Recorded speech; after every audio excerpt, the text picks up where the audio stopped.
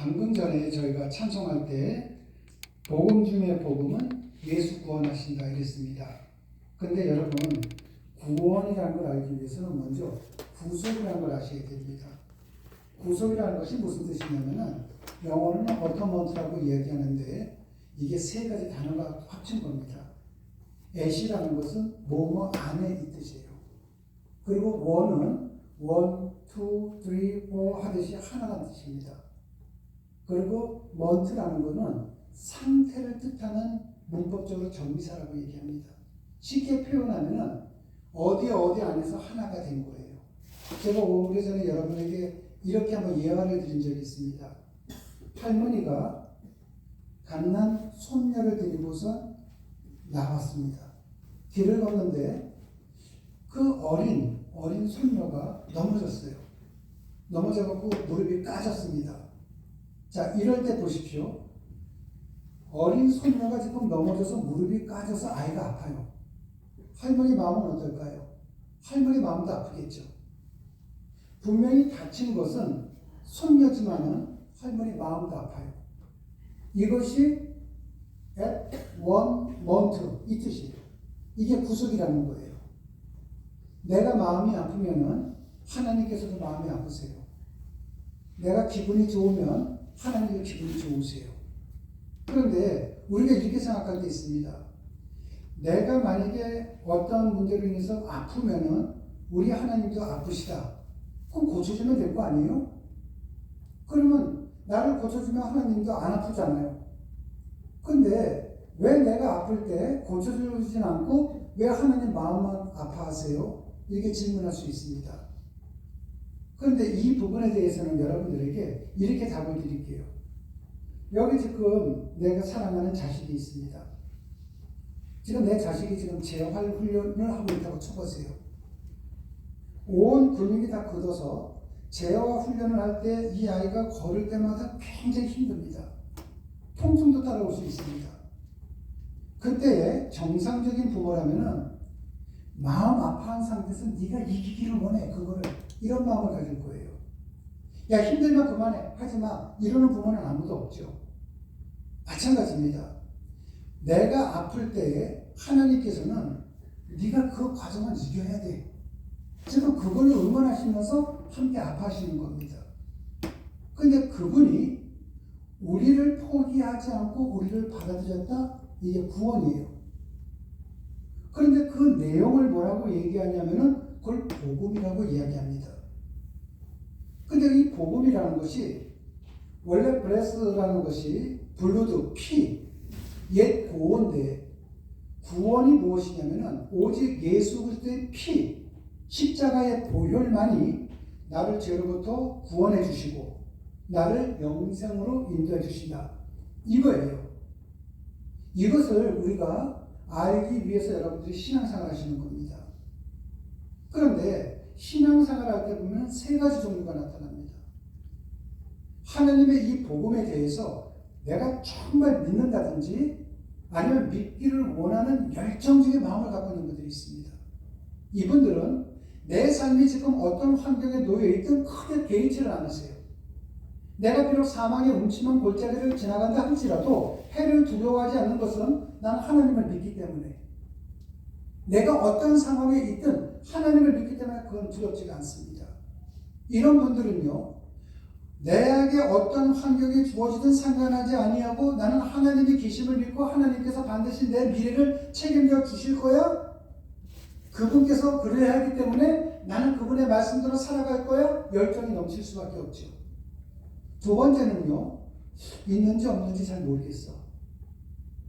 그냥 지나가는 분들입니다. 자, 저쪽에서 나한테 인사를 하면 안녕하세요 같이 인사하겠죠. 내가 하나님 앞에 감사합니다. 그러면 하나님은 감사에 대한 어떤 응답을 주십니다. 근데 저 상대방이 나한테 인사를 안 해요? 그럼 우리는 어떻습니까? 나도 안 하죠. 내가 하나님에 대해서 어떤 생각을 갖고 있지 않다? 하나님도 나한테 무관심할 수밖에 없습니다. 이게 두 번째예요. 세 번째는요, 내가 쟤한테 왜 인사해? 부정적인 마음을 갖고 있는 사람들이 있습니다. 저 사람이 나한테 뭘 쳐다봐? 난 너한테 인사 안 할 거야 한다면은 하나님께서 뭐라고 하실까요? 네가 나를 쳐다볼 때까지 나는 너 안 쳐다볼게. 이렇게 나가시겠죠. 그러면 하나님을 안 쳐다보는 건 뭐를 뜻하는 겁니까? 예배를 통해서 안 쳐다봅니다. 기도를 통해서 안 쳐다보는 거예요. 한마디로 여기서 예배, 기도 아무것도 안 한다는 거죠. 이 세 가지입니다. 근데 바울은 참 열정적인 사람이었습니다. 그렇다면 바울이 그렇게 열정적으로 지금 하는 것은 뭐 때문에 그럴까요? 내가 이렇게 열정적으로 하면은 남들이 인정해 줄 거야. 이 마음으로 바울이 열정적이었을까요? 그렇지 않습니다.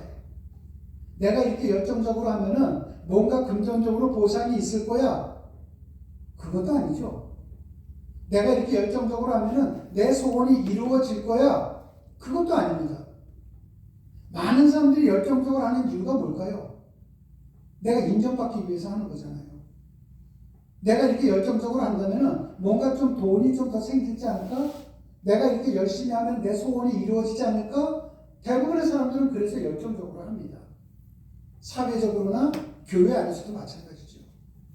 그 교회 안에서도 보면은 우리 교회는 그런 기회가 없었기 때문에 못하지만은 타 교회 같은 경우에 제가 전도사할 때도 그랬습니다.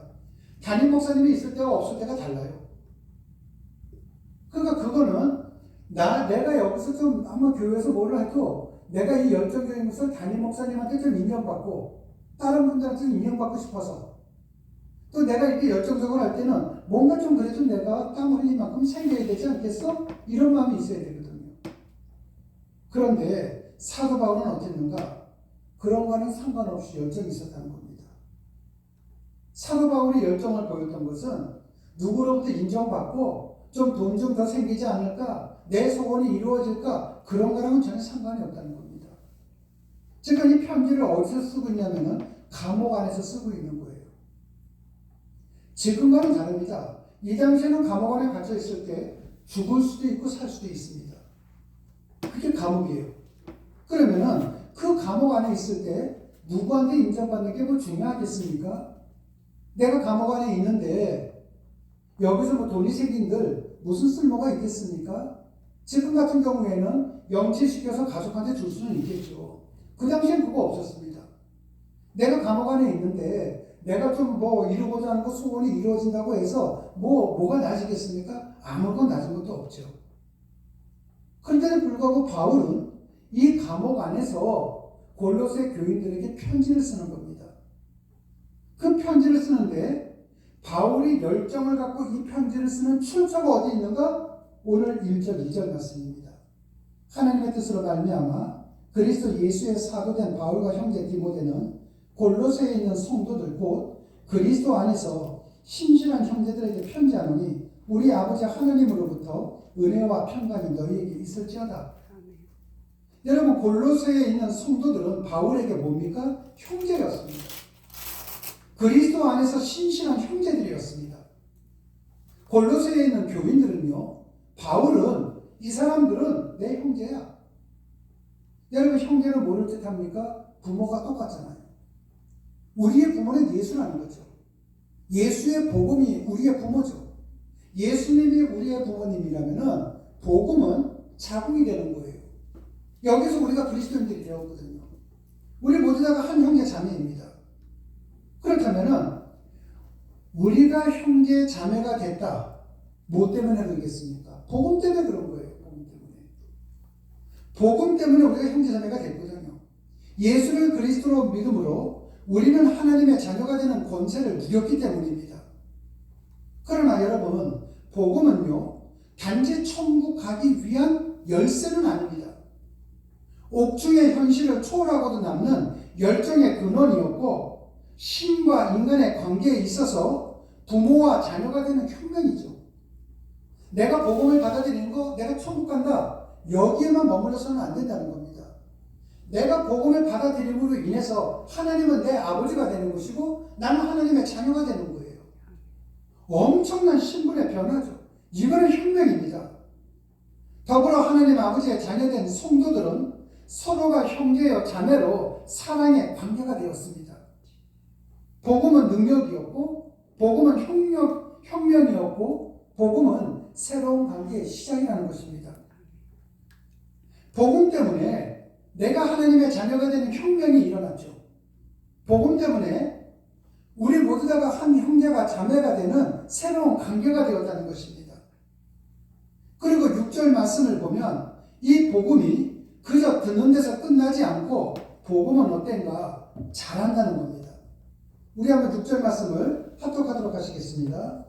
이 복음이 이미 너희에게 이르매 너희가 듣고 참으로 하나님의 은혜를 깨달은 날부터 너희 중에서와 같이 또한 온 천하에서 열매를 맺어 자라는 거다. 아멘. 복음을 들음으로 끝나지 않고 가슴에 품고 살아가던 어느 날 하나님의 은혜가 깨달아지는 그 시간을 통해 복음은 자랍니다. 여러분들이 예배를 드리고 말씀을 듣고 말씀을 보고 기도하다 보면은, 근데 이거 건성을 하시면 안 됩니다. 여러분들이 마음을 갖고 하시면요, 어느 순간에 그 시기와 때가 될 때 하나님의 은혜가 깨달아져요. 그때서부터는요. 근데 그거를 한두 번 읽었다, 두세 번 읽었다, 그래서 깨달아지는 건 아닙니다. 하다 보면 그렇게 깨닫게 돼요.